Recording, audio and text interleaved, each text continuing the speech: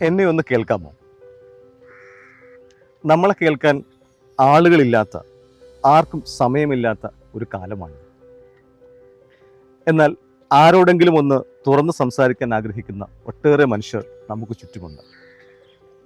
നമ്മൾ ഇനിയും നമ്മുടെ കൂടെയുള്ളവരെ കേൾക്കാൻ പഠിക്കേണ്ടിയിരിക്കുന്നു. ഒരു മുൻവിധിയുമില്ലാതെ, ഒരു കരാറുമില്ലാതെ വെറുതെ ഒരാളെ കേൾക്കാൻ കഴിയുന്നത് ഒരു കലയാണ്. കേൾക്കുന്നതിന് മുന്നേ മറുപടി പറയാൻ വെമ്പുന്ന മനസ്സാണ് നമുക്ക് എല്ലാവർക്കും ഉള്ളത്. ഇതൊക്കെ ഞാൻ എത്രയോ കേട്ടിരിക്കുന്നു എന്ന മട്ടിൽ നമുക്ക് സൈലൻസ് ഇടാം. അവർ പറയട്ടെ. ഉത്തരങ്ങൾക്ക് വേണ്ടിയോ മറുപടികൾക്ക് വേണ്ടിയോ പരിഹാരങ്ങൾക്ക് വേണ്ടിയോ ആകണമെന്നില്ല ഒരാൾ നമ്മളോട് സംസാരിക്കുന്നത്. അവിടെ നമുക്ക് നിശബ്ദരായിരുന്ന് മനുഷ്യരെ കേൾക്കാം. ഒരു മൂളൽ മാത്രം മതിയാകും. ചിലപ്പോൾ അതും വേണ്ടി വരില്ല. ഇനിയെങ്കിലും നമുക്ക് മറ്റുള്ളവരെ അകമറിഞ്ഞ് കേൾക്കാം.